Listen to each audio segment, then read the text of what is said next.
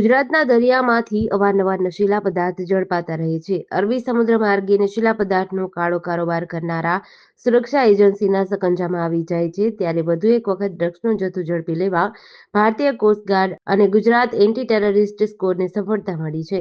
પોરબંદરથી 190 kilometre દૂર દરિયામાં આ ઓપરેશન હાથ ધરાયું હતું. આ કાર્યવાહીમાં ₹1800 કરોડનો 300 કિલોગ્રામ નશીલો પદાર્થ જપ્ત કર્યો છે. કોસ્ટગાર્ડની શિપને જોઈને પાકિસ્તાની બોટના ચાલકો ડ્રગ્સને દરિયાના પાણીમાં ફેંકી ભાગી ગયા હતા, જે બાદ કોસ્ટગાર્ડે પાણીમાંથી ડ્રગ્સનો જથ્થો બહાર કાઢ્યો હતો. આ ઓપરેશન 12-13 એપ્રિલે હાથ ધરાયું હતું. ડ્રગ્સ મોકલનારનું નામ અગાઉ પણ એટીએસની તપાસમાં ખુલ્યું હોવાનું જાણવા મળ્યું છે. પંજાબ નેશનલ બેંક લોન છેતરપિંડી કેસમાં આરોપી ભાગેડુ હીરા વેપારી મેહુલ ચોકસીની બેલ્જિયમ પોલીસે ધરપકડ કરી છે. મીડિયા રિપોર્ટ્સ અનુસાર ચોકસીની શનિવારે સેન્ટ્રલ બ્યુરો ઓફ ઇન્વેસ્ટિગેશનની અપીલ પર ધરપકડ કરવામાં આવી છે. હાલમાં તે જેલમાં છે. અહેવાલ અનુસાર ભારતે બેલ્જિયમથી ચોકસીના પ્રત્યાર્પણની પ્રક્રિયા શરૂ કરી દીધી છે. ચોકસી પર ₹13,850 કરોડ રૂપિયાનું કૌભાંડ કરવાનો આરોપ છે. ગત મહિને એવું બહાર આવ્યું હતું કે મેહુલ ચોકસી બેલ્જિયમમાં છુપાયેલો છે. ત્યાંના વિદેશ મંત્રાલયે એક સત્તાવાર નિવેદનમાં ચોકસીની દેશમાં હાજરી વિશે માહિતી આપી હતી. ચોકસીની ધરપકડ કરતી વખતે પોલીસે 2 ધરપકડ વોરંટનો ઉલ્લેખ કર્યો હતો. આ મુંબઈની એક કોર્ટે જાહેર કર્યો હતો, જે તારીખ 23 મે 2018 અને 15 જૂન 2021 હતા. એવું માનવામાં આવે છે કે ચોકસી પોતાની ખરાબ તબિયત અને અન્ય કારણોને ટાંકીને જામીન અને તાત્કાલિક મુક્તિની માંગ કરી શકે છે. અંકલેશ્વરની પાનોલી ઔદ્યોગિક વસાહતમાં આજે સવારે એક મોટી દુર્ઘટના થઈ હતી. 2 કંપનીમાં અચાનક આગ લાગી હતી. 12 ફાયર ફાઇટરે લગભગ 6 થી 7 કલાકની જહેમત બાદ આગ પર કાબૂ મેળવ્યો હતો. આગ એટલી વિકરાળ હતી કે ધુમાડાના ગોટે-ગોટા દૂર સુધી દેખાતા હતા. બનાવની જાણ થતાં જ એક પછી એક 10 થી 12 જેટલા ફાયર ફાઇટર ઘટનાસ્થળે પહોંચ્યા હતા અને પાણીનો મારો ચલાવી આગ પર કાબૂ મેળવ્યો હતો. ફાયર બ્રિગેડની ટીમને લગભગ 6 થી 7 કલાકની જહેમત બાદ આગ પર કાબૂ મેળવવામાં સફળતા મળી હતી. સદનસીબે કોઈ જાનહાનિ થઈ નથી. બંને કંપનીના સ્ટોરેજ એરિયામાં આગ લાગી હોવાની પ્રાથમિક માહિતી મળી છે.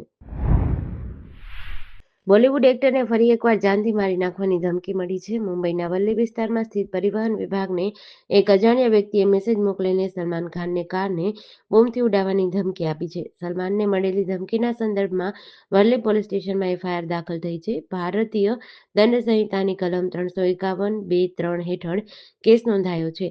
હાલમાં વલ્લી પોલીસ આ મામલાની તપાસ કરી રહી છે. રવિવારે મોડી રાત્રે મોકલવામાં આવેલા મેસેજમાં એવું પણ લખ્યું હતું કે સલમાન ખાનના ઘરમાં ઘૂસીને તેને મારી નાખશે.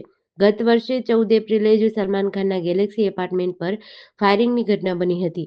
આ હુમલાની જવાબદારી લોરેન્સ ગેંગે લીધી હતી. આ કેસમાં પોલીસે 7 લોકોની ધરપકડ કરી હતી. આમાંથી 2 આરોપીઓને જામીન મળી ગયા છે અને એક આરોપીએ આત્મહત્યા કરી છે.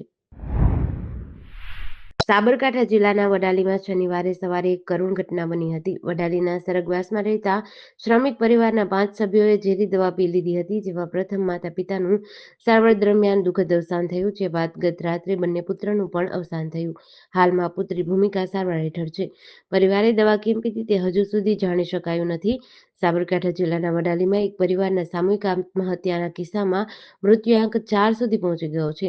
સગરવાસમાં રહેતા વિનુભાઈ સગર પરિવારના 5 સભ્યોએ શનિવારે સવારે અગમ્ય કારણોસર ઝેરી દવા પીધી હતી. ઈડર ડિવિઝનના નાયબ પોલીસ અધિક્ષક સ્મિત ગોહિલે જણાવ્યું હતું કે પરિવારે ઝેરી દવા ગટગટાવીને આપઘાત મામલે પોલીસને જાણ થતાં જ હોસ્પિટલ પહોંચ્યા હતા. પોલીસે મૃતક વિનુભાઈની દીકરી કૃષ્ણા ઉર્ફે ભૂમિકાની પૂછપરછ કરીને જાણવા જોગ નોંધ લેવામાં આવી છે.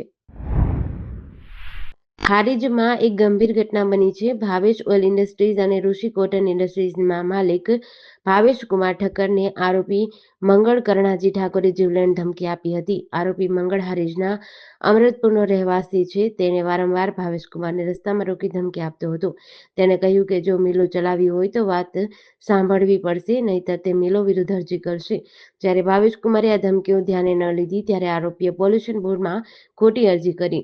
અરજીનો નિકાલ થયા બાદ પણ આરોપીએ ધમકીઓ ચાલુ રાખી અને હાથ-પગ ભાંગી નાખવાની ધમકી આપી. તાજેતરમાં જ આરોપી મિલમાં ગેરકાયદેસર પ્રવેશ કરી ગાળાગાળી કરવા લાગ્યો અને કમરમાંથી તમંચો કાઢી ભાવેશ કુમારને જાનથી મારવાની ધમકી આપી હતી. પોલીસે ઘટના સ્થળે પહોંચી તપાસ કરતા આરોપી પાસેથી ₹2500 કિંમતનો એક તમંચો મળ્યો હતો. ગાંધીનગર સેક્ટર 4માં એક ઝૂંપડામાં લાગેલી આગ બુઝાવવા ગયેલા ફાયર બ્રિગેડના 4 જવાનો ગેસ સિલિન્ડર બ્લાસ્ટમાં દાઝી ગયા છે. આ ઘટનાના કારણે નેશનલ ફાયર સર્વિસ ડેનો કાર્યક્રમ રદ થયો છે. ઘાયલ થયેલા 4 જવાનોમાં 3ને વધુ સારવાર માટે અમદાવાદ ખસેડાયા છે. મહાવીરસિંહ ચૌહાણ, રણજીત ઠાકોર અને વિપુલ રબારીની સ્થિતિ સુધારા પર છે. ચોથા જવાન ભૂપેન્દ્ર પટેલને સારવાર બાદ રજા આપવામાં આવી છે. ઘટના એ સમયે બની જ્યારે ફાયર બ્રિગેડને સેક્ટર 4ના બગીચામાં ડીપીમાં આગ લાગ્યાનો કોલ મળ્યો હતો. સ્થળ પર પહોંચ્યા બાદ જાણવા મળ્યું કે સુલભ શૌચાલયમાં કામ કરતા હેમંત કોડીના ઝૂંપડામાં આગ લાગી હતી. જવાનો આગ બુઝાવવાની કામગીરી શરૂ કરે તે પહેલા જ સિલિન્ડર બ્લાસ્ટ થયો હતો. નર્મદા ઉત્તરવાહિની પરિક્રમામાં ભક્તોની સંખ્યા વધતા વ્યવસ્થા ખોરવાઈ છે. શનિ રવિવારે 4 લાખથી વધુ શ્રદ્ધાળુઓ ઉમટ્યા હતા, પરંતુ તંત્રની નબળી વ્યવસ્થાના કારણે અનેક મુશ્કેલી થઈ છે. ભંડારામાં પાણી, ભોજન ખૂટી પડ્યું છે. રીંગણઘાટથી કેડિમકોડી ઘાટ પર બોટ ચાલકો વધુ પૈસાની લાલચમાં નિયમોનું ઉલ્લંઘન કરી રહ્યા છે. સ્થાનિકો એક વ્યક્તિને મોટરસાયકલ પર પરિક્રમા સ્થળે મૂકવા માટે 200 રૂપિયા વસૂલી રહ્યા છે. ત્યારે આ પરિસ્થિતિથી કંટાળેલા શ્રદ્ધાળુઓએ કહ્યું, પગે લાગુ, બીજી વાર પરિક્રમા કરવા નહીં આવું. તંત્રની નિષ્ક્રિયતા અને અવ્યવસ્થાના કારણે ભક્તોને ભારે હાલાકીઓ ભોગવવી પડી રહી છે. આ પરિક્રમા 28 માર્ચથી શરૂ થઈ છે અને 27 એપ્રિલે પૂર્ણ થશે, જેનો આજે 17મો દિવસ છે. ચીખલીની સબ ડિસ્ટ્રિક્ટ હોસ્પિટલમાં મોટી ઉચાપત સામે આવી છે. આઉટસોર્સિંગ કર્મચારી સતીશ ભોયાએ ખોટા બિલો બનાવી 1.64 કરોડની ઉચાપત કરી હતી. પોલીસ તપાસમાં જાણવા મળ્યું કે આરોપીએ મોટાભાગના પૈસા ઓનલાઈન તેનપત્તી અને ક્રિકેટ ગેમિંગમાં ગુમાવી દીધા છે. થોડા પૈસા તેણે ઘર બનાવવામાં વાપર્યા હતા. સતીશ ભોયા 2016થી 2023 સુધી જુનિયર ક્લાર્ક તરીકે ફરજ બજાવતો હતો. ત્યારબાદ થોડા સમય માટે પટાવાળા તરીકે કામ કર્યું. તેને વિવિધ બિલો બનાવવાની જવાબદારી સોંપાઈ હતી. આરોપીએ outsource bill, biomedical waste bill, diesel bill, diet bill સહિત અનેક બિલોમાં ગેરરીતિ આચરી હતી, પણ તેણે એક જ બિલના ડબલ પેમેન્ટ મેળવ્યા હતા. આ રકમ અલગ અલગ બેંક ખાતાઓમાં જમા કરાવી હતી.